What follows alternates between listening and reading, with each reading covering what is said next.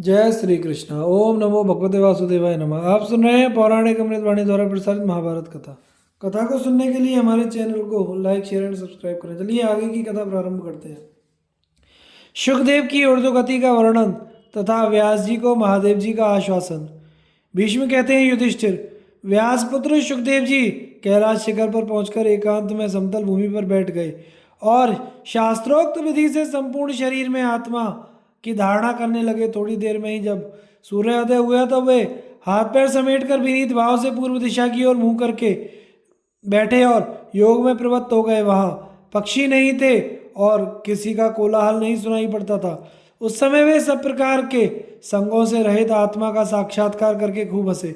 फिर मोक्ष मार्ग की उपलब्धि के लिए योग का आश्रय ले महान योगेश्वर होकर उन्होंने आकाश में उड़ने का विचार किया। तदनंतर देवर्षि नारद के पास जाकर उनकी प्रदक्षिणा की और उनसे अपने योग संबंध में इस प्रकार निवेदन किया, तपोधन, अब मुझे मोक्ष मार्ग का दर्शन हो गया है। आपका कल्याण हो, अब मैं वहां जाने को तैयार हूँ।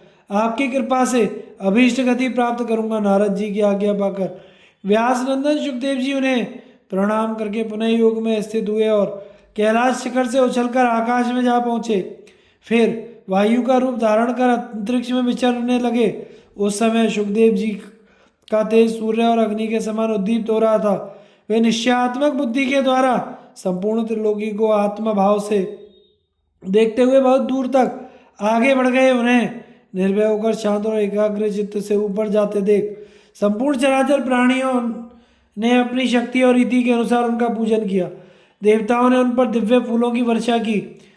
तीनों लोकों में प्रसिद्ध परम धर्मात्मा सुखदेव जी पूर्व दिशा की ओर मुंह करके सूर्य को देखते हुए मौन भाव से आगे बढ़ रहे थे। थोड़ी देर में ही वे मलय पर्वत पर जा पहुंचे, वहां जहां उर्वशी और पूर्वचित्ती ये दो अप्सराएं सदा निवास करती थी।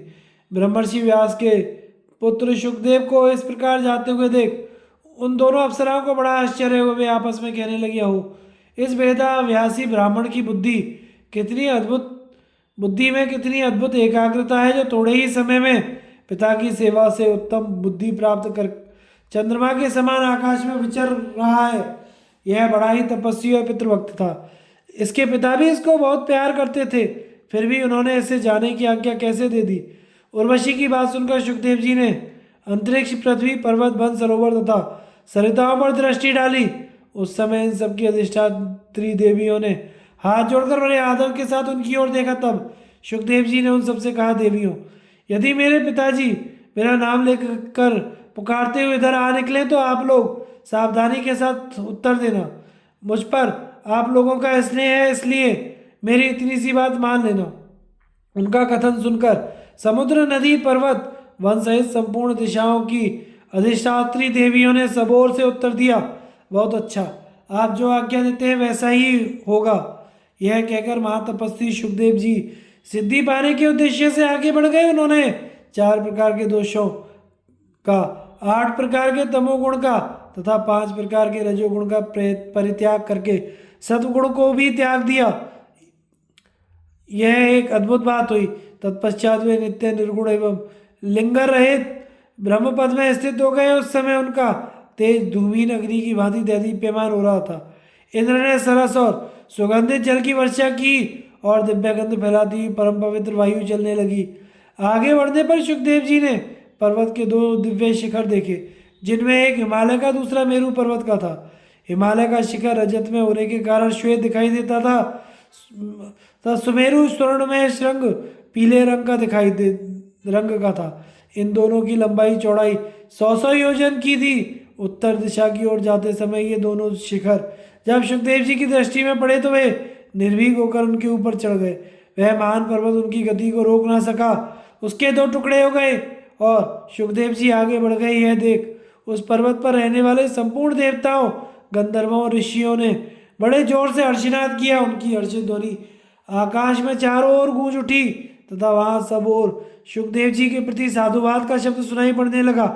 उस समय देवता, गंधर्व, यक्ष, राक्षस और विद्याधरों ने उनका पूजन किया। उनके चढ़ाए हुए दिव्य पुष्पों की वर्षा से वहां का सारा आकाश छा गया। तदनंतर ऊर्ध्वलोक में जाते हुए सुखदेव जी ने आकाश गंगा का दर्शन किया। इस प्रकार उन्हें सिद्धि के लिए उत्क्रमण करते हुए जान उनके पिता वेदव्यास जी भी स्नेहवश उत्तम गति का आश्रय ले उनके पीछे पीछे आने लगे।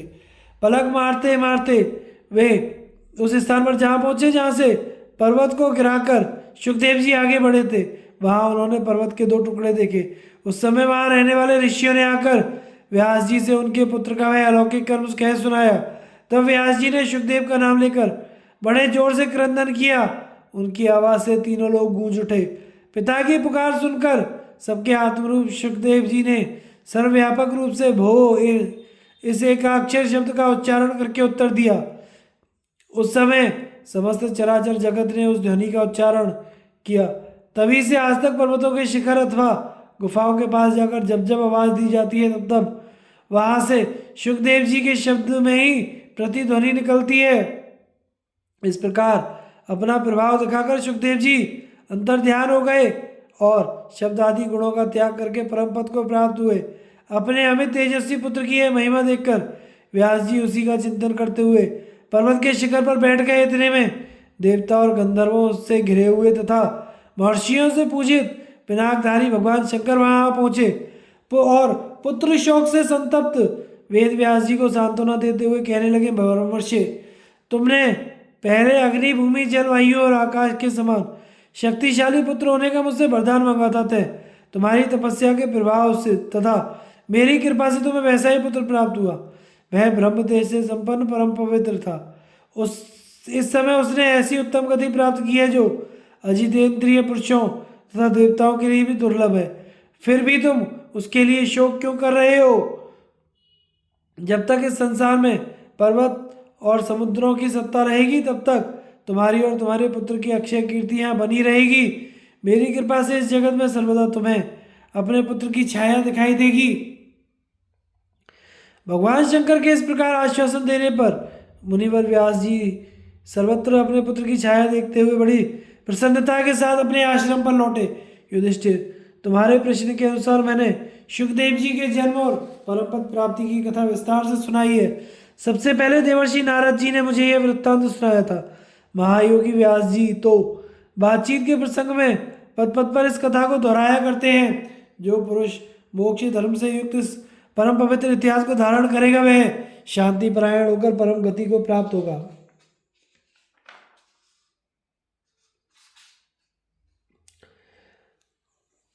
बद्रिका आश्रम में भगवान नारायण के द्वारा नारद जी की शंका का समाधान। युधिष्ठिर ने पूछा, पितामह, गृहस्थ, ब्रह्मचारी, वानप्रस्थ अथवा सन्यासी जो भी सिद्धि पाना चाहता हो उसे किस देवता का पूजन करना चाहिए? देव यज्ञ अथवा पितृयज्ञ की क्या विधि है? मुक्त पुरुष किस गति को प्राप्त होता है? मोक्ष का क्या स्वरूप है?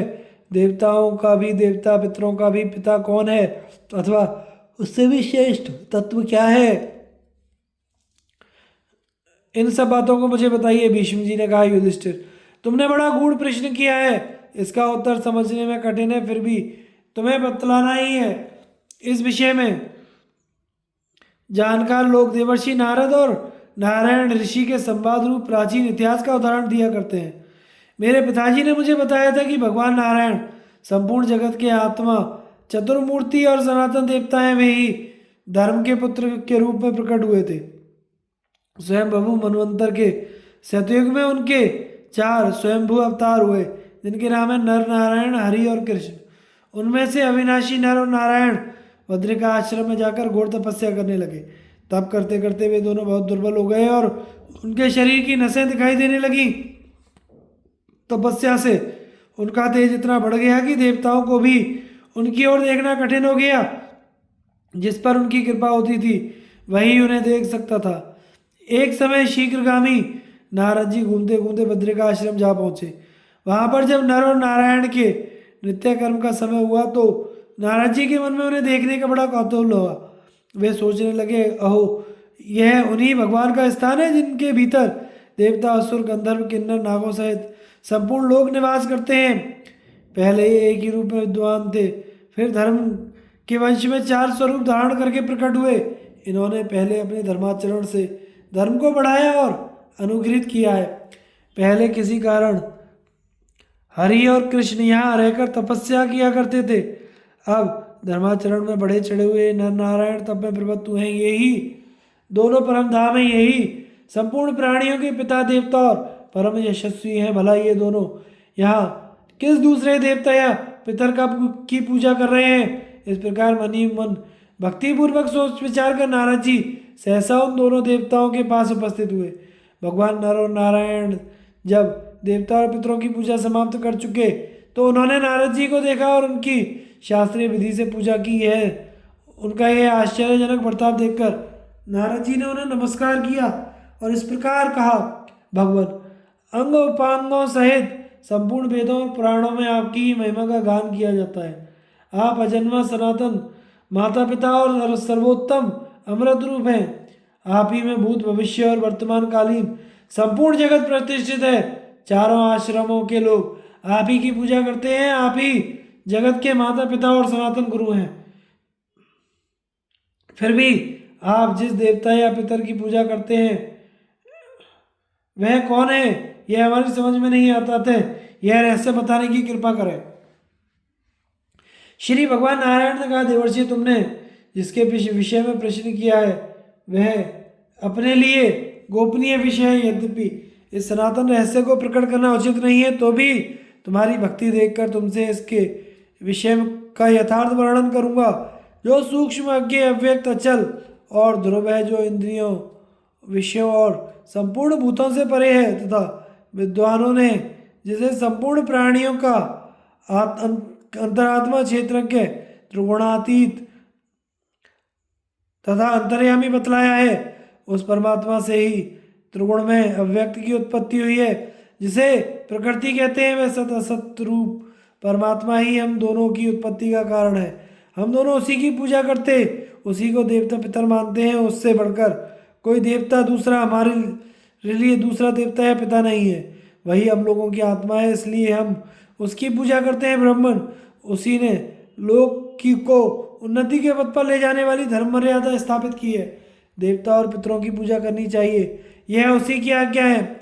ब्रह्मा रुद्र मनु दक्ष भृगु धर्म यम मरीचिका अंगिरा अत्रि पुलस्त्य पुलय क्रतु वशिष्ठ परमश्रेष्ठी सूर्य चंद्रमा कर्दम क्रोध और विकृत, ये प्रजापति उसी परमात्मा से उत्पन्न हुए हैं और उसी की बनाई हुई सनातन मर्यादा का पालन करते हैं। श्रेष्ठ ब्राह्मण उसी के उद्देश्य से किए जाने वाले देवता तथा पितृ संबंधी कर्मों को ठीक ठीक जानकर अपनी अभीष्ट वस्तुओं को प्राप्त करते हैं। स्वर्ग में रहने वाले प्राणियों से जो कोई उस परमात्मा को प्रणाम करते हैं वे उसी की कृपा से उत्तम गति प्राप्त करते हैं। जो 5 ज्ञानेंद्रिय 5 कर्मेंद्रिय 5 प्राण तथा मन बुद्धि रूप 17 गुणों से सब कर्मों को तथा 15 कलाओं से अपने को पृथक समझते हैं, वे ही मुक्त हैं। वे ही यह शास्त्र का सिद्धांत है। मुक्त पुरुषों की गति परमात्मा है, जिसे शास्त्रों में क्षेत्र के कहा जाता है। वह परमात्मा सर्वगुण संपन्न तथा निर्गुण होता है। हम दोनों का प्रादुर्भाव उसी से हुआ है, ऐसा जानकर हम उस सनातन परमात्मा की पूजा करते हैं। चारों वेद चारों आश्रम नाना प्रकार के मतों का आश्रय लेने वाले लोग भक्ति पूर्वक उसकी पूजा करते हैं। वह इन सबको उत्तम गति प्रदान करता है। जो सदा उसका स्मरण करते तथा अनन्य भाव से उसकी शरण लेते हैं, उन्हें सबसे बड़ा लाभ यह होता है कि उसके स्वरूप में प्रवेश कर जाते हैं। नारद, तुम्हारी भक्ति और प्रेम के कारण हमने तुम्हारे सामने इस परम गोपनीय विषय का वर्णन किया है। नारद जी का श्वेत द्वीप में जाना तथा भीष्म का युधिष्ठिर से उपरिचर के चरित्र वर्णन के प्रसंग में तंत्र शास्त्र की उत्पत्ति बतलाना। भीष्म जी कहते हैं, पुरुषोत्तम नारायण ने जब नारद जी से इस प्रकार कहा तो वे उनसे बोले, भगवान अब आप अपने अवतार धारण के उद्देश्य की पूर्ति कीजिए। अब मैं श्वेत द्वीप में स्थित आपके आदि विग्रह का दर्शन करने जाता हूँ। लोकनाथ, मैंने वेदों का स्वाध्याय और तप किया है, कभी असत्य भाषण नहीं किया। मैं सदा गुरुजनों का आदर करता हूँ, किसी के भी गुप्त बात दूसरों पर प्रकट नहीं करता। शत्रु और मित्रों में मेरा समान भाव है तथा अग्निदेव परमात्मा की शरण आदिदेव परमात्मा की शरण लेकर सदा अनन्य भाव से उनका भजन करता हूँ। इन सब कारणों से मेरा अंतःकरण शुद्ध हो गया है। ऐसी दशा में मैं उन अनंत परमेश्वर के दर्शन से कैसे वंचित रह सकता हूँ। नारद जी की बात सुनकर सनातन धर्म के रक्षक भगवान नारायण ने उनकी विधिवत पूजा की और उन्हें जाने की आज्ञा दे दी। आज्ञा पाकर नारद जी भी उन पुरातन ऋषि की पूजा करके योग युक्त हो आकाश की ओर उड़े और सहसा मेरू पर्वत पर पहुंचकर अदृश्य हो गए। मेरू के शिखर पर एकांत स्थान में क्षण भर विश्राम करने के पश्चात जब उन्होंने उत्तर पश्चिम की ओर दृष्टि डाली तो उन्हें एक अद्भुत दृश्य दिखाई दिया। क्षीर सागर के उत्तर भाग में श्वेत नाम से प्रसिद्ध विशाल द्वीप है, वह उनके सामने प्रकट हो गया। द्वीप में सब प्रकार के पापों से रहित श्वेत वर्ण वाले पुरुष निवास करते हैं। ये प्राकृतिक इंद्रियों से शून्य होने के कारण शब्द आदि विषयों का उपभोग नहीं करते। उनके शरीर से किसी प्रकार की चेष्टा नहीं होती और सदा सुगंध निकलती रहती है। उनकी ओर देखने से पापी मनुष्यों की आंखें चौंधिया जाती हैं। उनके शरीर और हड्डियां वज्र के समान दृढ़ होती हैं। वे मान और अपमान को समझ सकते हैं। उनका रूप दिव्य होता है। वे स्वभावतः योग शक्ति से संपन्न होते हैं। उनके मस्तक का आकार छत्र के समान, स्वर मेघ के समान गंभीर होता है। उनके मुंह में 60 सफेद दांत और 8 दाढ़ें होती हैं, जिनसे संपूर्ण विश्व की उत्पत्ति हुई है तथा जिन्हें वे धर्म शांति वृत्ति से रहने वाले मुनि तथा संपूर्ण देवताओं की सृष्टि की है। उन परमेश्वर श्वेत द्वीप निवासी भक्तिपूर्वक अपने हृदय में धारण करते हैं। युधिष्ठिर ने पूछा, पितामह, श्वेत द्वीप में रहने वाले पुरुष इंद्रिय आहार तथा चेष्टा से रहित क्यों होते हैं? उनके शरीर से सुंदर गंध क्यों निकलती है? उनकी उत्पत्ति किस प्रकार हुई तथा वे किस उत्तम गति को प्राप्त होते हैं? इस लोक से मुक्त होने वाले पुरुषों का शास्त्रों में जो लक्षण बताया गया है वैसा ही आप श्वेतद्वीप निवासियों का भी बताया गया है। इन दोनों में यह समानता क्यों है, इसे जानने के लिए मेरे मन में बड़ी उत्कंठा है। भीष्म जी ने कहा, राजन, यह कथा बहुत विस्तृत है। इसे मैंने अपने पिताजी के मुंह से सुना था, किंतु इस समय तुम्हें इसका सारांश मात्र बतला रहा हूँ। पूर्व काल में इस पृथ्वी पर एक उपरीचर नामक राजा राज्य करते थे। वे इंद्र के मित्र और भगवान नारायण के प्रसिद्ध भक्त थे। सदा धर्माचरण करते और अपने पिता में भक्ति रखते थे। आलस से तो उन्हें छू भी नहीं गया था। नारायण के वर्ष से ही उन्होंने इस भूमंडल का साम्राज्य प्राप्त किया था। सूर्यदेव के द्वारा उपदिष्ट वैष्णवरास्त्र के द्वारा पहले वे भगवान नारायण का पूजन करते, फिर उनकी पूजा से बची हुई सामग्री द्वारा पितरों और ब्राह्मणों की पूजा करते। अपने आश्रम में रहने वाले लोगों को अन्न बांटकर सबसे पीछे वे स्वयं भोजन करते। सदा सत्य बोलते और प्राणियों की हिंसा से दूर रहते। देवदेव जनार्दन में वे संपूर्ण चित्त से भक्ति करते थे। इससे प्रसन्न होकर देवराज इंद्र ने उन्हें अपने साथ एक शैया और सिंहासन पर बिठाया करते थे। राजा उपरीचर अपने राज्य, धन, स्त्री और वाहन सब उपकरणों को भगवान की कृपा से प्राप्त समझकर सब उन्हीं को समर्पण किए रहते थे तथा सदा सावधान रहकर सकाम और नैमित्तिक यज्ञों की संपूर्ण क्रियाएं वैष्णव शास्त्रोक्त विधि से संपन्न किया करते थे। उन महात्मा राजा के यहाँ 5 रात्र आगमन के मुख्य विद्वान मौजूद रहते थे। भगवान को अर्पण किया हुआ प्रसाद सबसे पहले उन्हें ही भोजन कराया जाता था। राजा ने धर्मपूर्वक राज्य का शासन किया, कभी भी असत्य का आश्रय नहीं लिया। उनके मन में कभी भी बुरा विचार नहीं उठा और अपने शरीर से उन्होंने कभी भी छोटे छोटे पाप भी नहीं किए। अब मैं जिस प्रकार तंत्र शास्त्र की उत्पत्ति हुई है उसे बतलाता हूँ। मरीचि, अत्रि, अंगिरा, पुलस्त्य, पुलह, क्रतु, महातेजस्वी, वशिष्ठ, ये 7 प्रसिद्ध ऋषि चित्र शिखंडी कहलाते हैं। इन्होंने मेरुगिरी पर एकमत होकर एक उत्तम शास्त्र का निर्माण किया जो चारों वेदों के सिद्धांत के अनुकूल था। 7 ऋषियों के मुख से निकले हुए उस शास्त्र में उत्तम लोक धर्म की व्याख्या की गई है। उपयुक्त ऋषि एकाग्रचित्त, जितेंद्रिय, संयम परायण, भूत भविष्य और वर्तमान के ज्ञाता सत्य धर्म में तत्पर रहने वाले हैं। उन्होंने मन ही मन यह सोचकर कि अमुक साधन से संसार का कल्याण होगा, ऐसा करने से परमात्मा की प्राप्ति होगी, तथा अमुक उपाय से जगत का अत्यंत हित होगा, उक्त शास्त्र की रचना की। उसमें धर्म, अर्थ, काम तथा मोक्ष का वर्णन है।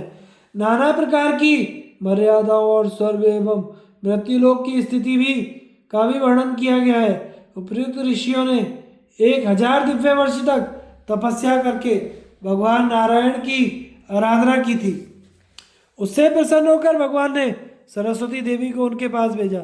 नारायण की आज्ञा से संपूर्ण लोगों का हित करने के लिए सरस्वती देवी ने उन ऋषियों के भीतर प्रवेश किया। तब उन तपस्वी ब्राह्मणों ने यथार्थ रूप से शब्द, अर्थ और हेतुयुक्त वाणी का प्रयोग किया। उनकी यह प्रथम रचना ही ओंकार तथा स्वर से विभूषित तंत्रशास्त्र है। ऋषियों ने सबसे पहले करुणा में भगवान को ही वह शास्त्र सुनाया। उसे सुनकर भगवान बहुत प्रसन्न हुए और उनसे अदृश्य रहकर ही बोले, मुनिवरों, तुम लोगों ने 1,00,000 श्लोकों का यह उत्तम शास्त्र बनाया है। इससे संपूर्ण लोक धर्म का प्रचार होगा। प्रवृत्ति और निवृत्ति के विषय में यह ऋक्, साम, यजु, अथर्ववेद के समान माना जाएगा।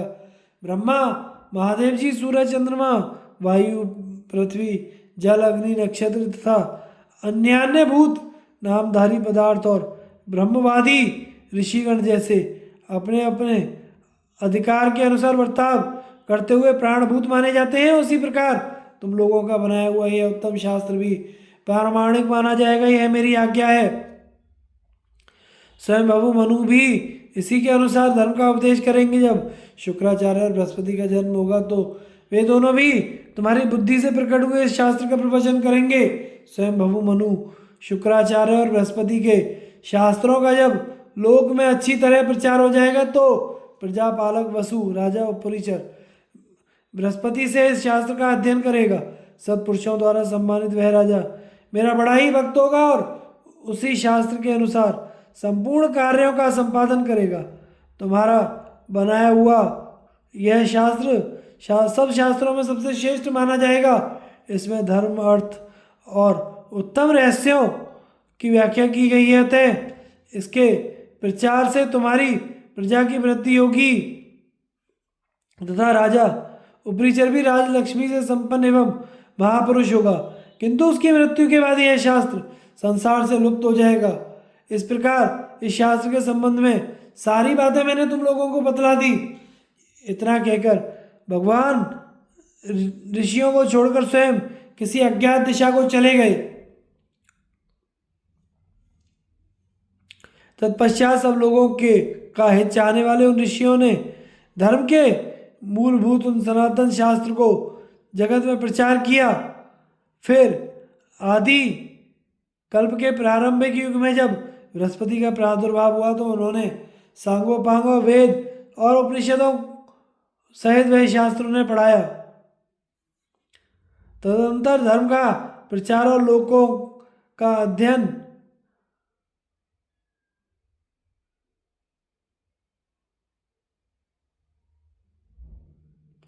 और लोगों को धर्म मर्यादा के भीतर स्थापित करने वाला वे ऋषिगण तपस्या का निश्चय करके अपने अभीष्ट स्थान को चले गए।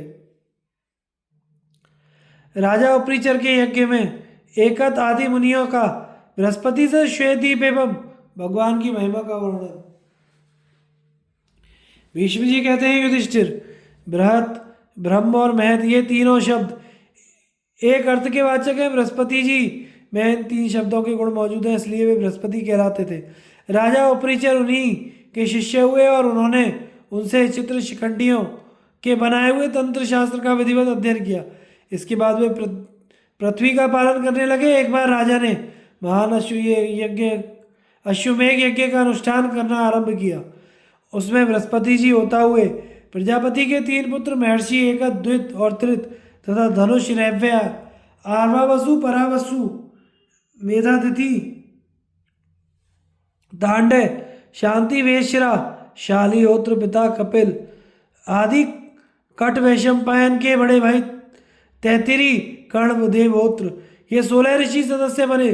उस महायज्ञ में सब प्रकार की सामग्री एकत्रित की गई। राजा उपरिचर पवित्र, उदार तथा निष्काम भाव से कर्म में प्रवृत्त हुए। पवित्र, उदार जंगल में उत्पन्न हुए पदार्थों से ही उस यज्ञ में देवताओं के भाग कल्पित किए गए थे। उस समय पुराण पुरुष भगवान नारायण ने प्रसन्न होकर राजा को प्रत्यक्ष दर्शन दिया, किंतु कोई दूसरा उन्हें ना देख सका। भगवान ने स्वयं अलक्षित रहकर अपने लिए अर्पित पुरोडाश को ग्रहण किया और उसे सूंघकर अपने अधीन कर लिया। इससे बृहस्पति जी को बड़ा क्रोध हुआ। वे राजा उपरीचर से बोले, राजन, मैंने जो भाग समर्पण किया है उसे देवता को मेरे सामने प्रत्यक्ष प्रकट होकर ग्रहण करना चाहिए। इस तरह छिपकर उठा लेना अच्छा नहीं है। युधिष्ठिर ने पूछा, पितामह, जब सभी देवताओं ने प्रत्यक्ष दर्शन देकर अपने अपने भाग ग्रहण किए तो भगवान विष्णु ने ऐसा क्यों नहीं किया? भीष्म जी कहते हैं, बेटा, जब बृहस्पति जी क्रोध में भर गए तो राजा उपरीचर और उनके संपूर्ण सदस्य उन्हें प्रसन्न करने की चेष्टा करने लगे। वे शांत भाव से बोले, ब्राह्मण, आपको क्रोध नहीं करना चाहिए। आपने जिनको यह भाग अर्पण किया है वे भगवान कभी क्रोध नहीं करते। उन्हें हम लोग या आप स्वेच्छा से नहीं देख सकते। जिस पर वे कृपा करते हैं वही उनका दर्शन पा सकते हैं। इसके बाद एकाद्वैत त्रित तथा चित्र शिखंडी नाम वाले ऋषियों ने कहा, बृहस्पति, हम लोग ब्रह्मा जी के मानस पुत्र कहलाते हैं। एक बार अपने कल्याण की इच्छा से हम सब ने उत्तर दिशा की यात्रा की। वहाँ मेरू के उत्तर और क्षीर सागर के किनारे पर एक पवित्र स्थान है जहाँ हम लोगों ने 1000 वर्षों तक काठ की भांति एक पैर से खड़े होकर एकाग्र चित्र से कठोर तपस्या की थी। हमारे मन में यही संकल्प था कि हमें सनातन देवता भगवान नारायण का दर्शन किसी तरह प्राप्त हो जाए। जब हमारा व्रत समाप्त हुआ और हम लोग अब व्रत स्नान कर चुके, उस समय बड़े गंभीर स्वर में आकाशवाणी हुई, विप्रवरों, तुम लोगों ने प्रसन्न चित्त से भली भांति तप किया है। तुम लोग भगवान के भक्त हो और यह जानना चाहते हो कि उन सर्वव्यापी परमात्मा का दर्शन कैसे हो। इसका उपाय सुनो। क्षीर समुद्र के उत्तर भाग में अत्यंत प्रकाशमान श्वेत द्वीप है। वहाँ भगवान नारायण का भजन करने वाले पुरुष रहते हैं जो चंद्रमा के समान कांतिमान होते हैं। वे स्थूल इंद्रियों से रहित निराहार निश्चेष्ट हैं। उनके शरीर से मनोहर गंध निकलती रहती है तथा वे भगवान के अनन्य भक्त हैं। तुम लोग उस श्वेत द्वीप में ही चले जाओ, वहाँ भगवान का प्रत्यक्ष दर्शन हो जाएगा। इस आकाशवाणी को सुनकर हम लोग उसके बताए हुए मार्ग से श्वेत नामक महाद्वीप में पहुंचे। उस समय हमारा चित्त भगवान में ही लगा हुआ था। हम उनके दर्शन की इच्छा से उत्कंठ हो रहे थे। श्वेत द्वीप में प्रवेश करते ही हमारी सारी आंखों ने जवाब दे दिया। वहाँ के निवासियों के सामने हमारी दृष्टि ठहर ही नहीं पाती थी, इसलिए हम वहाँ किसी पुरुष को नहीं देख सके। तदनंतर दैवयोग से हमारे हृदय में यह बात स्फुरित हुई कि तपस्या किए बिना हम लोग यहाँ भगवान को सुगमतापूर्वक नहीं देख सकते। यह विचार आते ही हमने फिर 100 वर्षों तक बड़ी भारी तपस्या की। उसके पूर्ण होने पर हमें वहाँ रहने वाले पुरुषों के दर्शन हुए जो चंद्रमा के समान गौर और शुभ लक्षणों से संपन्न थे। वे प्रतिदिन ईशान कोण की ओर मुंह करके एक जोड़े हाथ जोड़े ब्रह्म का मानस जप करते थे। उनकी इस एकाग्रता से भगवान को बड़ी प्रसन्नता हुई। प्रलय काल में सूर्य की जैसी प्रभा होती है वैसे ही उस द्वीप में रहने वाले प्रत्येक पुरुष की थी। उस समय हमें तो ऐसा जान पड़ता था कि यह द्वीप तेज का ही निवासक है, अतः वहाँ कोई भी किसी से बढ़कर नहीं था। सबका तेज समान था। थोड़ी देर में हमारे सामने एक ही साथ हजारों सूर्यों के समान प्रभाव प्रकट हुई। हमारी दृष्टि सहसा उस ओर खिंच गई। हमने देखा वहाँ के सभी पुरुष प्रसन्नता के साथ हाथ जोड़े नमो नमो कहते हुए शीघ्रतापूर्वक उस तेज की ओर दौड़े।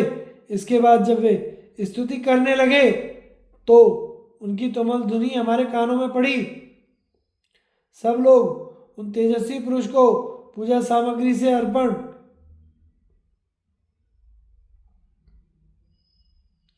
कर रहे थे। उस तेज के सामने हमारी नेत्र शक्ति और इंद्रियां काम नहीं देती थी, इसलिए हम स्पष्ट रूप से कुछ ना देख सके, परंतु स्तुति की जो ऊंची ध्वनि हो रही थी वह हमें संकट के समान सुनाई दी, वह हमें स्पष्ट सुनाई दी। सब लोग यह कह रहे थे कि पुंडरीकाक्ष आपकी जय हो, विश्व भावन आपको प्रणाम हो, महापुरुषों के पूर्वज ऋषिकेश आपको नमस्कार है। इतने में ही पवित्र और सुगंधित वायु से दिव्य पुष्प और वायु बहुत से दिव्य पुष्प और औषधियाँ ले आई, जिनसे वहाँ के अन्य भक्तों ने बड़ी भक्ति के साथ उस तेजस्वी पुरुष की पूजा की। उनकी बातचीत से हमें विश्वास हो गया कि अवश्य ही भगवान प्रकट हुए हैं, किंतु हम उनके दर्शन में सफल ना हो सके। उस समय हमसे किसी शरीर रहित देवता ने कहा, मुनिवर तुम लोगों ने श्वेत द्वीपवासी इंद्रिय रहित पुरुषों का दर्शन किया है, इनका दर्शन भगवान के दर्शन के समान है। अब तुम लोग जहाँ से आए हो वहीं को लौट जाओ, देर करने की आवश्यकता नहीं है। भगवान में अनन्य भक्ति हुए बिना किसी को भी उनका साक्षात्कार दर्शन नहीं होता है। हाँ, बहुत समय तक उनकी भक्ति करते करते जब पूरी अनन्यता आ जाएगी तो इच्छा अनुसार उनका दर्शन कर सकते हो। इस समय तुम्हें अभी बहुत बड़ा काम करना है। इस सतयुग के बीतने पर जब वैवस्वत मनवंतर के त्रेता युग का आरंभ होगा, उस समय देवताओं की कार्य सिद्धि के लिए तुम उनकी सहायता करोगे। यह अमृत के समान मधुर तथा अद्भुत वचन सुनकर हम लोग भगवान की कृपा से अपने अभीष्ट स्थान पर आ पहुँचे। बृहस्पति, इस प्रकार हमने बड़ी भारी तपस्या की, अव्यय कव्यों के द्वारा भगवान का पूजन किया, तथा तो भी हमें उनका दर्शन न मिल सका। फिर तुम कैसे अपने को उनके दर्शन का अधिकारी मानते हो? भगवान नारायण सबसे महान देवता हैं, एकमात्र वही अव्यय कव्य के भोक्ता और संसार को रचने वाले हैं। उनका आदि और अंत नहीं है। उन अव्यक्त परमेश्वर की देवता और दानव भी पूजा किया करते हैं। इस प्रकार एकाद द्वित तथा त्रित आदि सदस्यों के समझाने पर उदार बुद्धि वाले बृहस्पति जी ने उस यज्ञ को समाप्त कर भगवान को पूजन किया। यज्ञ समाप्त होने पर राजा उपरीचर भी पूर्ववत अपनी प्रजा का पालन करने लगे। नारद जी का अनेकों नामों द्वारा भगवान की स्तुति। भीष्म जी कहते हैं, युधिष्ठिर, मैंने श्वेतद्वीप निवासी पुरुषों की स्थिति का वर्णन किया। अब देवर्षि नारद जिस प्रकार श्वेतद्वीप में गए उस प्रसंग को सुना रहा हूं, सुनो।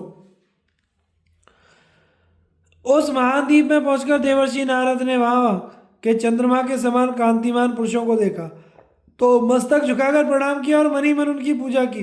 तत्पश्चात श्वेतद्वीपवासी पुरुषों ने भी नारद जी का सत्कार किया। फिर वे भगवान के दर्शन की इच्छा से उनके नाम का जप करने लगे और कठोर नियमों का पालन करते हुए वहां रहने लगे। नारद जी ने वहां अपनी दोनों बाहें ऊपर उठाकर एकाग्रचित्तो निर्गुण सगुण रूप विश्वात्मा भगवान नारायण की इस प्रकार स्तुति की। देव देवेश्वर, आपको नमस्कार है। आप निष्क्रिय निर्गुण समस्त जगत के साक्षी हैं, क्षेत्र के पुरुषोत्तम, क्षर अक्षर पुरुष से उत्तम, अनंत पुरुष, महापुरुष, पुरुषोत्तम परमात्मा, त्रिगुण प्रधान, अमृताख्य, अनंताख्य, व्योम, सनातन, सद्वय, व्यक्त, रिद्धामा, आदिदेव, वसुप्रद, प्रजापति, सुप्रजापति, वनस्पति, महाप्रजापति, ऊर्जस्पति, वाचस्पति, जगतपति, मनस्पति, दिवसपति, मरुत्पति, सलिलपति, पृथ्वीपति, दिक्पति, पूर्व निवास, महाप्रलय के समय जगत के आधार रूप, गुह्य, ब्रह्म पुरोहित, ब्रह्म कायक, महाराजिक, चातुर महाराजिक, भासुर, प्रकाशमान, भासुर, सप्त महाभाग, याम्य, महायाम्य, संज्ञा, तुषित, महातुषित, प्रमर्दन, मृत्यु रूप, परिनिर्मित, अपरिनिर्मित, वशवर्ती, अपरिनिंदित, अपरिमित, अनंत, वशवर्ती, अवशवर्ती, यज्ञ, महायज्ञ, यज्ञ संभव, यज्ञ योनि, यज्ञ गर्भ, यज्ञ हृदय, यज्ञ स्तुति, यज्ञ भागर, पंचयज्ञ पंचयज्ञ काल कर्तपति अहोरात्र मास ऋतु अयन और संवत्सर काल के स्वामी, पांच रात्रिक वैकुंठ अपराजित मानसिक नामनामिक संपूर्ण नामों के नामी पर स्वामी परमेश्वर सुस्नाथ हंस परमहंस महाहंस परम याज्ञिक सांख्य योग सांख्य मूर्ति अमृत तेशय हिरण्यशय देवेशय कुशेशय ब्रह्मोशय पद्मेशय विश्वेश्वर विश्वेकसेन आदि आप ही के नाम है। आप ही जगतधन्वय जगत में ओत प्रोत तथा जगत की प्रकृति है। अग्नि आपका मुख है। आप ही बड़बानल आहुति सारथी वषटकार ओंकार तप मन चंद्रमा नेत्र आज्य घृत सूर्य दिग्गज दिग्भानु दिशाओं को प्रकाशित करने वाले विदिक भानु कोड़ों को प्रकाशित करने वाले तथा हैग्रीव हैं। आप प्रथम त्रिसौपर्ण मंत्र ब्राह्मणादि वर्णों को धारण करने वाले तथा पंचाग्नि रूप है। नाचिकेत नाम से प्रसिद्ध त्रिविध अग्नि भी आप ही हैं। आप शिक्षा कल्प व्याकरण छंद निरुक्त और ज्योतिष नामक 6 अंगों का भंडार हैं। प्राग ज्योतिष ज्येष्ठ सामक सामिक व्रतधारी अथर्व शिरा पंच महाकल्प फेनपाचार्य बाल खिल्ले वैखानस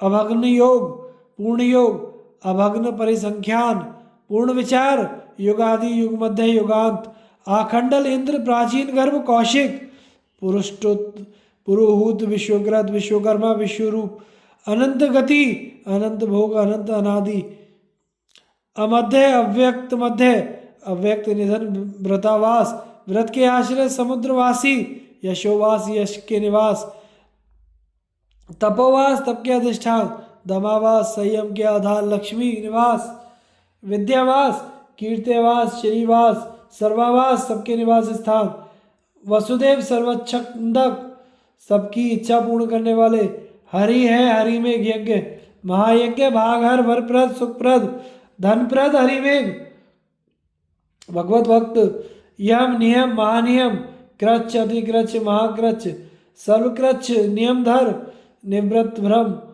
रहित प्रवचनगत व्याख्यान परायण प्रश्नी गर्भ प्रवत्त वेद क्रिय वैदिक कर्मों के प्रवर्तक अज सर्वगति सर्वदर्शी अग्राह्य अचल महाविभूति महात्म्य शरीर पवित्र महापवित्र हिरण्य में बृहद अप्रकृत्य अभिज्ञ ब्रह्मगृह प्रजा की सृष्टि करने वाले प्रजा का अंत करने वाले महामायाधारी चित्र शिखंडी वरद पुरोडाश ग्रहण करने वाले गताध्वर समाप्त यज्ञ छिन्न तृष्ण तृष्णा रहित छिन्न संशय सर्वतोव्रत सर्वव्यापक निवृत्त रूप ब्राह्मण प्रिय विश्व मूर्ति महामूर्ति बांधव भक्त वत्सल तथा ब्रह्मण्य देव आदि नामों से पुकारे जाने वाले परमेश्वर आपको नमस्कार है। मैं आपका भक्त हूँ और आपके दर्शन की इच्छा से यहाँ उपस्थित हुआ हूँ। एकांत में दर्शन देने वाले आप परमात्मा को बारंबार नमस्कार है। श्वेत द्वीप पर नारद जी को भगवान का दर्शन होना और भगवान का अपने भविष्य अवतारों की कार्य की सूचना देना। भीष्म जी कहते हैं युधिष्ठिर इस प्रकार गुह्य तथा सत्य नामों से जब नारद जी ने भगवान की स्तुति की तो उन्होंने विश्व रूप धारण करके उन्हें दर्शन दिया। उनके श्री विग्रह का कुछ भाग चंद्रमा से भी अधिक निर्मल और कुछ भाग चंद्रमा से भी विलक्षण था। कोई अंग अग्नि के समान दैदीप्यमान और कोई नक्षत्रों के समान जाज्वल्यमान था। शरीर का कोई स्थान तोते की पाख के रंग का, कोई स्फटिक मणि के समान, कोई कज्जल राशि के समान, कोई स्थान सोने के रंग का, कोई मूंगे के समान और कोई श्वेत वर्ण का था। कुछ भाग श्वेत वैदुर्य के समान, कुछ नील वैदुर्य के समान, कुछ इंद्र नीलमणि के तुल्य कुछ मोर के कंठ के रंग का तथा कुछ मोती की माला के समान था। इस प्रकार वे सनातन भगवान अपने विग्रह में नाना प्रकार के रंग धारण किए हुए थे। उनके हजारों नेत्र, हजारों मस्तक, हजारों पैर, हजारों उदर और हजारों हाथ थे तथा कहीं कहीं उनकी आकृति स्पष्ट नहीं जान पड़ती थी। वे एक मुख से ओंकार सहित गायत्री का जाप तथा अन्य मुखों से चारों वेदों और अरण्यकों का गान कर रहे थे। वे अपने हाथों में वेदी कमंडलू, उज्ज्वल मणि, कुश, मृगचर्म, दंड और धधकती हुई आग लिए हुए थे। उनके चरणों में चरण पादुकाएं शोभा पा रही थी। भगवान का मुख प्रसन्न दिखाई देता था। उनका दर्शन पाकर नारद जी का हृदय प्रसन्नता से खिल उठा और वे चुपचाप उनके चरणों में पड़ गए। तब देवताओं के आदि कारण उन अविनाशी परमात्मा ने नारद जी से कहा, देवर्षि महर्षि एक द्वित और त्रित भी मेरे दर्शन की इच्छा से यहाँ आए हुए थे, किंतु उन्हें मेरा दर्शन ना हो सका। वास्तव में मेरे अनन्य भक्त के सिवा कोई मुझे नहीं देख सकता। तुम तो मेरे अनन्य भक्तों में श्रेष्ठ हो, इसलिए मेरा दर्शन कर सके विप्रवर। धर्म के घर में जिन्होंने अवतार लिया है वे नर नारायण आदि मेरे ही स्वरूप हैं। तुम सदा उनका भजन किया करो। आज मैं तुम पर प्रसन्न हूँ। यदि मुझसे कोई वर मांगना हो तो मांग लो। नारद जी ने कहा, भगवान जब आपका दर्शन हो गया तो मुझे तप, यम, नियम सबका फल मिल गया। आपका दर्शन ही मेरे लिए सबसे बड़ा फल है। भगवान ने कहा, नारद जी मुझे कोई नेत्रों से नहीं देख सकता। तुम जो मुझे देख रहे हो ये मेरी रची हुई माया का प्रभाव है। मैं सर्वत्र व्यापक और संपूर्ण प्राणियों की अंतरात्मा हूँ। प्राणियों के शरीर का नाश हो जाने पर भी मैं नष्ट नहीं होता मुनिवर। जो लोग मेरे एकांत भक्त हो चुके हैं वे बड़े सौभाग्यशाली और सिद्ध हैं, क्योंकि रजोगुण और तमोगुण से मुक्त होकर वे मुझ में ही प्रवेश करेंगे। मुनिवर देखो, मेरे दाहिने भाग में 11 रुद्र और वाम भाग में 12 आदित्य विराजमान है। मेरे अग्र भाग में 8 वसु और पृष्ठ भाग में दोनों अश्विनी कुमार स्थित हैं। यह देखो, संपूर्ण प्रजापति, 7 ऋषि, वेद, यज्ञ, अमृत, औषधि तथा नाना प्रकार के यम नियम भी मेरे शरीर में मूर्तिमान दिखाई देते हैं। 8 प्रकार के ऐश्वर्य भी यहाँ साकार रूप से प्रकट है। श्री लक्ष्मी, कीर्ति, पृथ्वी तथा वेद माता सरस्वती भी मेरे भीतर विराजमान है। उनका दर्शन करो। देखो, ये नक्षत्रों में शेष ध्रुव दिखाई दे रहे हैं। बादल, समुद्र, सरोवर, नदियों को भी मूर्तिमान देख लो। ये 4 प्रकार के पितृगण शरीर धारण करके प्रकट हुए हैं। इनके साथ ही मेरे अंदर रहने वाले सत्वादि गुणों का भी अवलोकन करो। मैं ही देवताओं और पितरों का पिता हूँ तथा हैग्रीव रूप धारण करके समुद्र के भीतर वायव्य कोण में रहता हूँ। सांख्य के आचार्य मुझे विद्या शक्ति से संपन्न एवं सूर्यमंडल में स्थित कपिल कहते हैं। वेद में जिनकी स्तुति की गई है वह हिरण्य गर्भ मैं हुई हूँ तथा योगी लोग जिसमें रमण करते हैं वह योग शास्त्र प्रसिद्ध ब्रह्म भी मैं ही हूँ। इस समय मैं व्यक्त रूप धारण करके आकाश में स्थित हूँ। फिर 1000 युग बीतने पर इस जगत का संहार करूँगा और संपूर्ण चराचर प्राणियों को अपने में लीन करके मैं अकेला ही अपनी विद्या शक्ति के साथ विहार करूँगा। तदनंतर सृष्टि का समय आने पर फिर उस विद्या शक्ति के द्वारा ही संसार की सृष्टि करूँगा तथा कुछ काल पश्चात त्रेता और द्वापर के संध्यांश समय में मैं दशरथ नंदन राम के रूप में अवतार लूंगा। उस समय समस्त संसार के लिए कंटक रूप पुलस्त्य कुल घातक राक्षस राज रावण का उसके अनुयायियों सहित नाश करूंगा। फिर द्वापर और कली की संधि में कंस को मारने के लिए मथुरा में अवतार धारण करूंगा और देवताओं के लिए कांटा बोने वाले बहुत से दानवों का वध करके द्वारकापुरी में निवास करूंगा। वहां रहते समय देव माता अदिति का अप्रिय करने वाले भूमिपुत्र नरकासुर, मुर तथा पीठ नामक दानवों का संहार करूंगा और उनके प्राग ज्योतिषपुर नामक नगर का धन धान्य द्वारका में उठवा ले जाऊंगा। तदनंतर बाणासुर का प्रिय तथा हित चाहने वाले विश्व वंदित देवता महादेव और कार्तिकेय को युद्ध में परास्त करूंगा और 1000 बाहों वाले बलिपुत्र बाणासुर को जीतकर 100 विमान में रहने वाले शाल्वादी वीरों को मौत के घाट उतारूंगा। इतना ही नहीं, महर्षि गर्ग के तेज से शक्तिशाली बने हुए काले यवन को भी मेरे ही द्वारा नाश होगा। उस समय गिरिव्रज राजगृही में जरासंध नामक एक महान बलवान असुर होगा। जो दूसरे राजाओं से वैर मोल लेता फिरेगा, उसका भी मेरी ही बुद्धि के प्रयत्न से नाश होगा। इसी प्रकार धर्मपुत्र युधिष्ठिर के यज्ञ में भेंट लेकर आए हुए समस्त बलवान राजा महाराजाओं के बीच शिशुपाल का मस्तक काटूंगा। महाभारत में सबको परास्त करके भाइयों सहित युधिष्ठिर को उनके राज्य पर बिठाऊंगा। उस समय संसार के लोग यही कहेंगे कि श्री कृष्ण और अर्जुन के रूप में ये नर नारायण ऋषि जगत का कल्याण करने के लिए क्षत्रिय कुल का संहार कर रहे हैं। इस समय पृथ्वी का भार उतारकर मैं द्वारका के समस्त यादवों का भी भयंकर संहार करूंगा। नारद जी, तुम्हारी भक्ति के कारण तुम्हें यह भूत और भविष्य का सारा रहस्य मैं तुमसे बतला रहा हूं। भीष्म जी कहते हैं, युधिष्ठिर, विश्वरूपधारी अविनाशी भगवान नारायण इतनी बात कहकर अंतर्ध्यान हो गए। तब महातेजस्वी नारद जी भी भगवान का मनोवांछित अनुग्रह पाकर नर नारायण का दर्शन करने के लिए बद्रिका आश्रम की ओर चल दिए। यह उपाख्यान नारद जी का ही कहा हुआ है, किंतु मुझे परंपरा से प्राप्त हुआ है। मुझसे मेरे पिताजी ने जो कहा था वही मैंने तुम्हें सुनाया है। सौती कहते हैं, शौनक, वैशंपायन जी के मुख से सुना हुआ यह सारा का सारा उपाख्यान मैंने तुम्हें सुना दिया। राजा जन्मेजय ने इसे सुनकर विधि पूर्वक भगवान का यजन किया। तुम लोग भी तपस्वी और व्रत का पालन करने वाले हो, नैमिषारण्य में निवास करने वाले प्राय सभी ऋषि वेद वेदताओं में प्रधान है।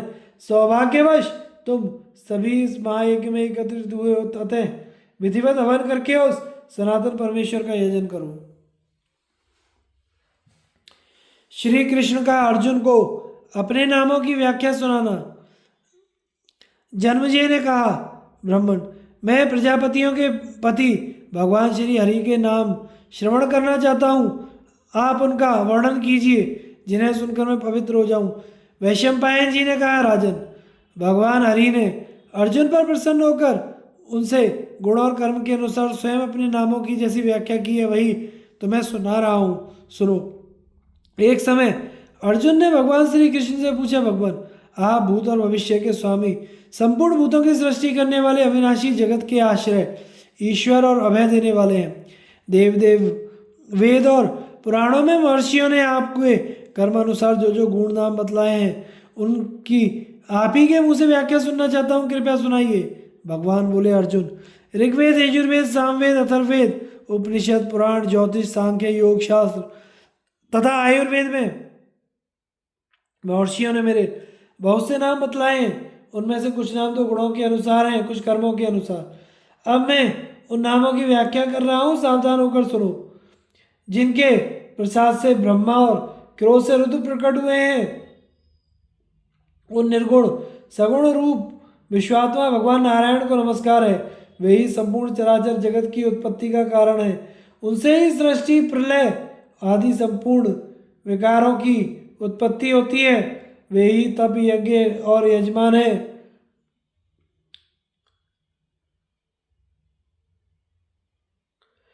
पुराण पुरुष और विराट पुरुष भी उन्हीं के नाम है। जब प्रलय की रात बीती थी, उस समय उन अमित तेजस्वी नारायण की कृपा से एक कमल प्रकट हुआ तथा उन्हीं की कृपा से उस कमल में से ब्रह्मा जी का प्रादुर्भाव हुआ। ब्रह्मा का दिन बीतने पर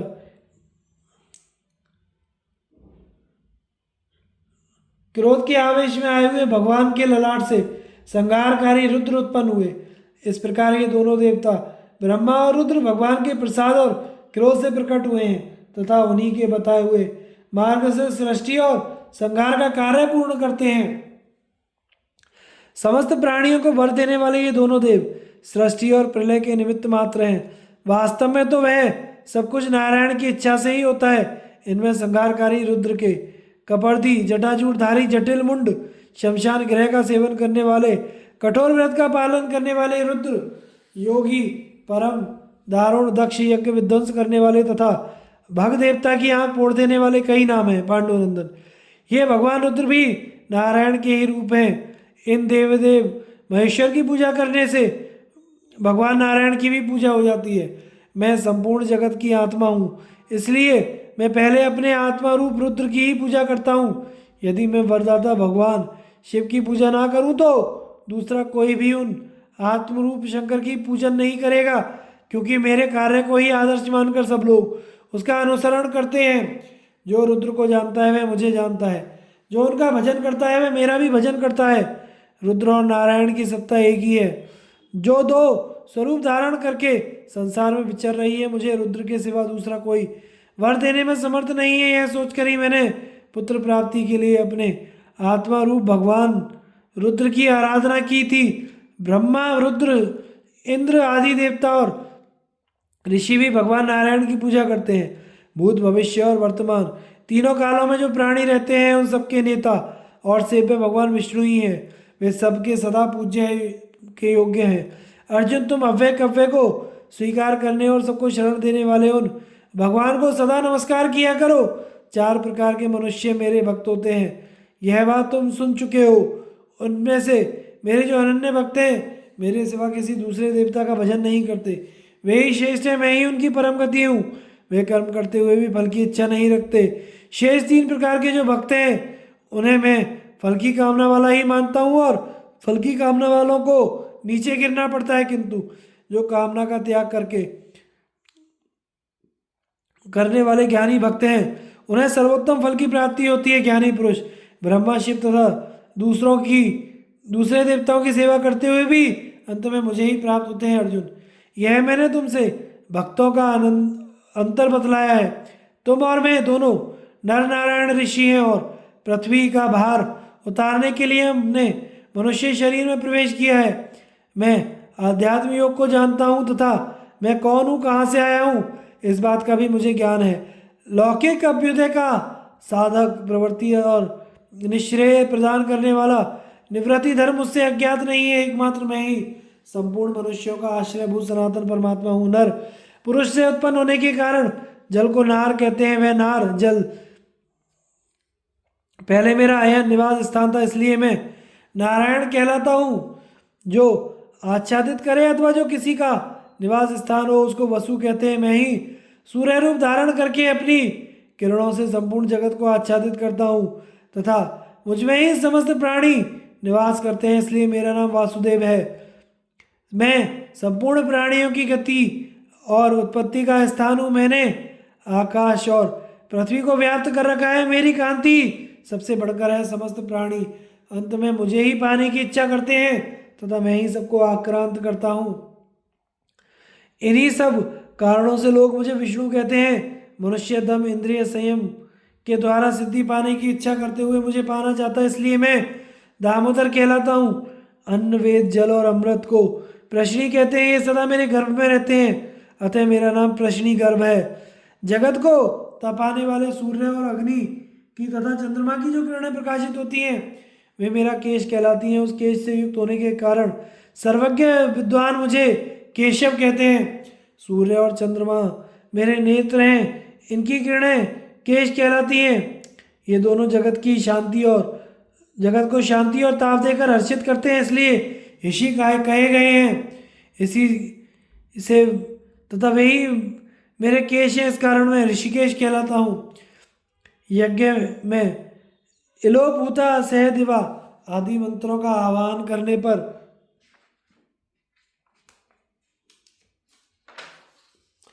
मैं अपने भाग का हरण स्वीकार करता हूँ तथा मेरे शरीर का रंग भी हरित श्याम है, इसलिए मुझे हरि कहते हैं। प्राणियों के सार या बल का नाम है धाम, और रित का अर्थ है सत्य। मेरा धाम रित है, ऐसा विचार कर ब्राह्मणों ने मुझे रित धामा कहा है। गोविंद का अर्थ है पृथ्वी को प्राप्त करने वाला। पूर्व काल में जब पृथ्वी पानी में डूबकर रसातल में चली गई थी तो मैंने वाराह अवतार धारण करके इसे प्राप्त किया था, इसलिए देवताओं ने गोविंद कहकर मेरा स्तवन किया। मेरे शिपिविष्ट नाम की व्याख्या इस प्रकार है। रोमहीन प्राणी को शिपि कहते हैं। यह निराकार उपलक्षण है तथा विष्ट का अर्थ है व्यापक। मैं निराकार रूप से समस्त जगत को व्याप्त कर रखा है, इसलिए मुझे शिपिविष्ट कहते हैं। मैं संपूर्ण प्राणियों के शरीर में रहने वाला साक्षी आत्मा हूँ। मैंने ना तो पहले कभी जन्म लिया, ना अब जन्म लेता हूँ, ना आगे कभी जन्म लूँगा, इसलिए मेरा नाम अज है। मैंने कभी असत, ओछी या अश्लील बात मुँह से नहीं निकाली है। सत्य स्वरूपा ब्रह्मपुत्री सरस्वती मेरी वाणी है तथा असत असत और त्यत मेरे ही भीतर स्थित हैं। इस कारण मेरे नाभि कमल रूप ब्रह्मलोक में रहने वाले ऋषिगण मुझे सत्य कहते हैं। मैं पहले कभी सत्य से च्युत नहीं हुआ हूँ। सत्य मुझसे ही उत्पन्न हुआ है। सत्य के कारण मैं पाप से रहित हूँ तथा सात्विक ज्ञान पांचरात्र आदि वैष्णव तंत्र से मेरे स्वरूप का बोध होता है। इन सब कारणों से मुझे सात्विक कहते हैं। अर्जुन, धर्म ही सबसे उत्कृष्ट है, वही शांति में परब्रह्म है। उस धर्म या ब्रह्म से मैं कभी च्युत नहीं होता, इसलिए अच्युत कहलाता हूँ। अधेय का अर्थ है पृथ्वी, अक्ष का अर्थ है आकाश और जग का अर्थ है इनको जीतने या धारण करने वाला। पृथ्वी और आकाश दोनों को धारण करने के कारण मुझे अधोक्षज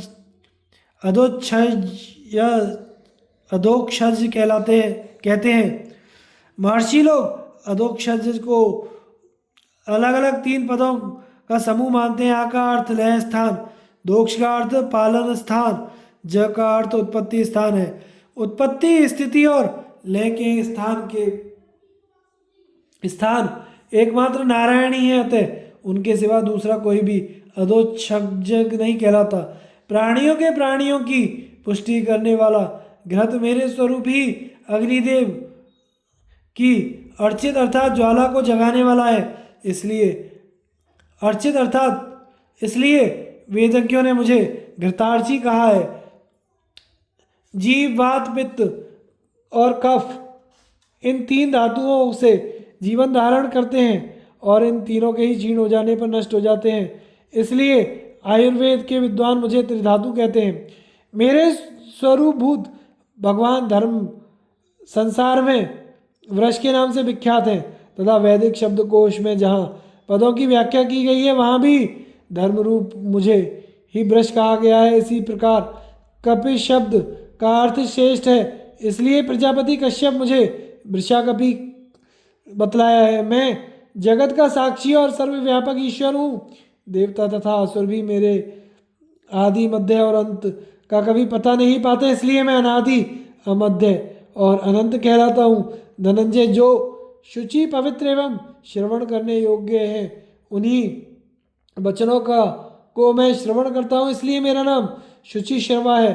पूर्व काल में मैंने एक सींग वाले वारा का रूप धारण करके इस पृथ्वी को पानी से निकाला था, अतः मेरा नाम एक श्रृंग हुआ।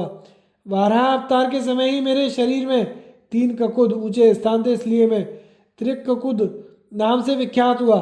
सांख्य शास्त्र का विचार करने वाले विद्वानों ने जिसे वृंची कहा है वह प्रजापति वृंची मैं ही हूँ। तत्व का निश्चय करने वाले सांख्य शास्त्र के आचार्यों ने मुझे आदित्य मंडल में स्थित विद्या शक्ति से संपन्न सनातन देवता कपिल कहा है। वेदों में जिनकी स्तुति की गई है तथा योगी जन सदा ही जिनकी पूजा करते हैं, वह तेजस्वी हिरण्यगर्भ मैं ही हूँ।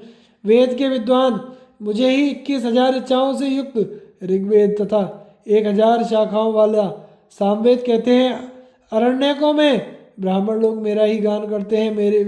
मेरे ही परम भक्त दुर्लभ हैं, जिसमें 101 शाखाएं मौजूद हैं। उस यजुर्वेद में भी मेरा ही गान किया गया है। अथर्ववेद के विद्वान मुझे ही आभिचारिक प्रयोगों से युक्त पंचकल्पात्मक अर्थवेद मानते हैं। वेदों में जो भिन्न भिन्न शाखाएं हैं, उन शाखाओं में जितने गीत हैं तथा उन गीतों में स्वर और वर्ण के उच्चारण करने की जितनी रीतियाँ हैं, उन सबको मेरी बनाई हुई समझो। मैं ही वरदाता हैग्रीव हूँ। प्राचीन काल में मैं धर्म के पुत्र के रूप में अवतीर्ण हुआ था, इसलिए धर्मज कहलाता हूँ। जिन्होंने गंधमादन पर्वत पर अखंड तप का अनुष्ठान किया है, वे नर नारायण मेरे ही स्वरूप हैं। देवर्षि नारद और नर नारायण की बातचीत तथा स्तौति के द्वारा भगवान की महिमा का वर्णन। जन्मजय ने कहा, ब्राह्मण, जैसे दही से मक्खन, मलय से चंदन, वेदों से अरण्यक तथा औषधियों से अमृत निकाला गया है, उसी प्रकार आपने ही है नारायण की कथा रूप अमृत को प्रकट किया है। भगवान नारायण सब प्राणियों को उत्पन्न करने वाले और सबके ईश्वर है। अहो, नारायण का तेज अद्भुत है, उसका साक्षात्कार होना कठिन है। कल्प के अंत में जहाँ ब्रह्मा आदि देवता, ऋषि, गंधर्व और समस्त चराचर प्राणी लीन होते हैं, उन नारायण देव से उत्कृष्ट और पावन दूसरा कोई नहीं है। नारायण की कथा सुनने से जो फल मिलता है वह संपूर्ण आश्रमों में जाने और संपूर्ण तीर्थों में स्नान करने से भी नहीं मिलता। संपूर्ण विश्व के स्वामी श्री हरि की कथा सब पापों को नष्ट करने वाली है। उसे आरंभ से ही सुनकर मैं सर्वथा पवित्र हो गया हूँ। मेरे पूज्य पितामह अर्जुन ने भगवान श्री कृष्ण की सहायता से जो महाभारत में विजय प्राप्त की, यह कोई आश्चर्य की बात नहीं है, क्योंकि त्रिलोकीनाथ विष्णु की सहायता मिलने पर तो मैं संसार में कुछ भी दुर्लभ नहीं समझता। मेरे सभी पूर्वज धन्य थे, जिनका हित और कल्याण करने के लिए साक्षात जनार्दन तैयार रहते थे। सारा संसार जिनकी पूजा करता है, उन भगवान नारायण का दर्शन तपस्या से ही हो सकता है, किंतु मेरे पितामहों ने श्रीवत्स के चिन्ह से विभूषित उन भगवान का साक्षात दर्शन अनायास ही पा लिया था। उनसे भी बढ़कर धन्यवाद के पात्र देवर्षि नारद हैं। मैं उनको साधारण तेजस्वी नहीं मानता, क्योंकि उन्होंने श्वेत द्वीप में जाकर साक्षात भगवान का दर्शन किया। भगवान की कृपा से उन्हें उनके श्री विग्रह का प्रत्यक्ष दर्शन मिला। अब मैं यह जानना चाहता हूँ कि श्वेत द्वीप से लौटकर नारद जी नर नारायण का दर्शन करने के लिए जो पुनः बद्रिका आश्रम गए, उसका क्या कारण था? वहाँ जाकर वे कितने समय तक उन दोनों ऋषियों की सेवा में रहे? उन्होंने कौन कौन से प्रश्न किए तथा उन प्रश्नों के उत्तर में महात्मा नर नारायण ने क्या क्या कहा? ये सब बातें बताने की कृपा करें। वैशंपायन जी कहते हैं, राजन, मैं पहले अमित तेजस्वी भगवान व्यास को नमस्कार करता हूँ, जिनकी कृपा से मुझे है नारायण की कथा कहने का सौभाग्य प्राप्त हुआ है। श्वेत द्वीप में श्री हरि का दर्शन करके जब नारद जी लौटे तो वे बड़े वेग से मेरू पर्वत पर आ पहुँचे। भगवान ने जो आज्ञा दी थी उसे उन्होंने हृदय से स्वीकार किया। मेरू से चलकर वे गंधमादन पर्वत के पास पहुँचे। वहाँ आकाश से बद्रिका आश्रम में उतरे। फिर निकट जाकर उन्होंने पुरातन ऋषि नर नारायण का दर्शन किया, जो महान व्रत का पालन करते हुए तपस्या में संलग्न थे। उस समय वे सब लोगों को प्रकाशित करने वाले सूर्य से भी अधिक तेजस्वी दिखाई पड़ते थे। उनके वक्षस्थल में श्रीवत्स का चिन्ह सुशोभित हो रहा था। दोनों अपने मस्तक पर जटा धारण किए हुए थे। उनके हाथों में हंस का और चरणों में चक्र का चिन्ह था। विशाल वक्षस्थल, बड़ी बड़ी भुजाएं, मेघ के समान गंभीर स्वर, सुंदर मुख, चौड़े ललाट, बाकी भौहें, सुंदर ठोड़ी और मनोहर नासिका से उनकी अपूर्व शोभा हो रही थी तथा उनके मस्तक छत्र के समान सुशोभित हो रहे थे। इन शुभ लक्षणों से संपन्न इन दोनों महापुरुषों का दर्शन करके नारद जी को बड़ी प्रसन्नता हुई।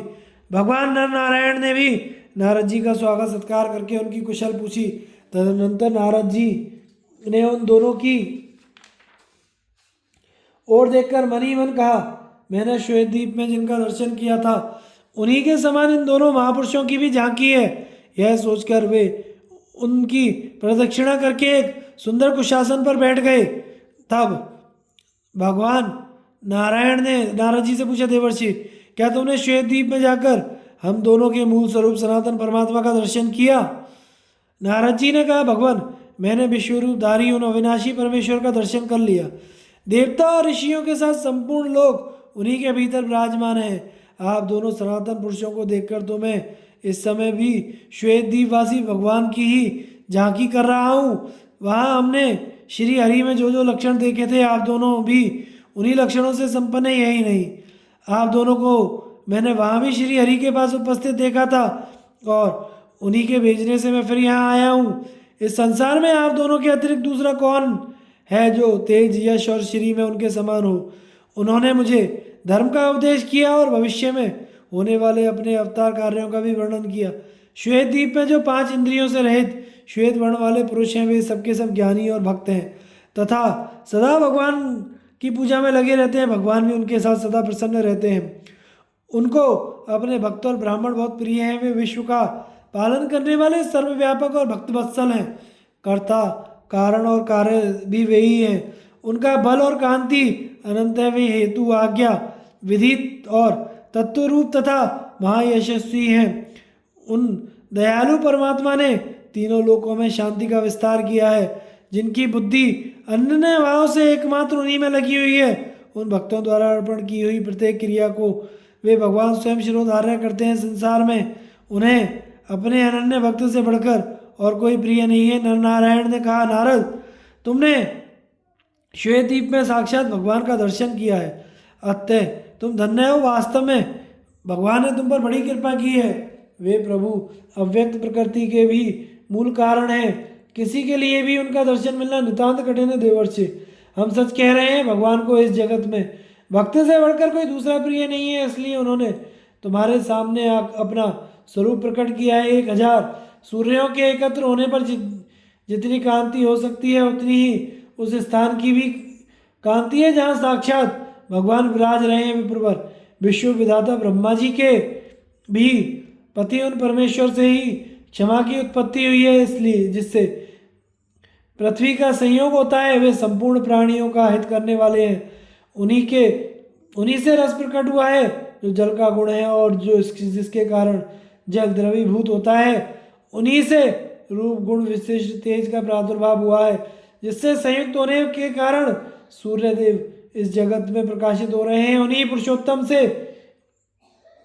स्पर्श की उत्पत्ति हुई है, जिससे संयुक्त होकर वायु संपूर्ण जगत में प्रवाहित होती रहती है। वे ही लोकेश्वर शब्द की उत्पत्ति के हेतु हैं, जिसके कारण आकाश नित्य संयोग है, जिसके कारण वह निरावरत रहता है। संपूर्ण प्राणियों के भीतर स्थित रहने वाले मन की उत्पत्ति भी उन्हीं से हुई है। उस मन से संयुक्त होकर ही चंद्रमा प्रकाश गुण धारण करता है। वे भगवान विद्या शक्ति के साथ अपने सत्य धाम में विराजमान है। तपोधन श्वेतद्वीप में तुम्हें हम लोगों ने भी देखा था। भगवान से समागम होने के पश्चात तुम्हारे मन में जो संकल्प उठा वह सभी हम लोगों को विदित है। हम चराचर जगत में जो शुभ या अशुभ बात हो चुकी है या हो रही है, होने वाली है, वह सब उस समय देवदेव भगवान ने तुम्हें बतलाई है। वैशंपायन जी कहते हैं, जन्मजय कठोर तपस्या में प्रवृत्त हुए भगवान नर और नारायण की बात सुनकर नारद जी ने उन्हें हाथ जोड़कर प्रणाम किया और नारायण के मंत्रों को विधिवत जप करते हुए वे 1000 दिव्य वर्षों तक उन्हीं के आश्रम में रहे। वहाँ प्रतिदिन भगवान का ध्यान और पूजन, यही उनकी दिनचर्या थी। इस प्रकार भगवान की कथा सुनते और प्रतिदिन उनका दर्शन करते हुए बद्रिका आश्रम में 1000 वर्ष पूरे होने पर नारद जी हिमालय पर्वत पर स्थित अपने आश्रम में चले गए और वे विख्यात तपस्वी नर नारायण उन्हें अपनी तपस्या में लीन हो गए। जन्मजय तुम प्रारंभ से ही ये कथा सुनकर पवित्र हो गए हो। जो मनुष्य अविनाशी भगवान नारायण के साथ मन, वाणी या क्रिया के द्वारा द्वेष भाव रखता है, उसका ना तो इस लोक में ठिकाना है ना परलोक में। उसके पितर सदा नरक में डूबे रहते हैं। भगवान विष्णु सबके आत्मा है, भला उनसे कौन द्वेष करेगा। राजन, मेरे गुरु गंधवती नंदन व्यास जी ने इस श्रेष्ठ महात्म्य का वर्णन किया है।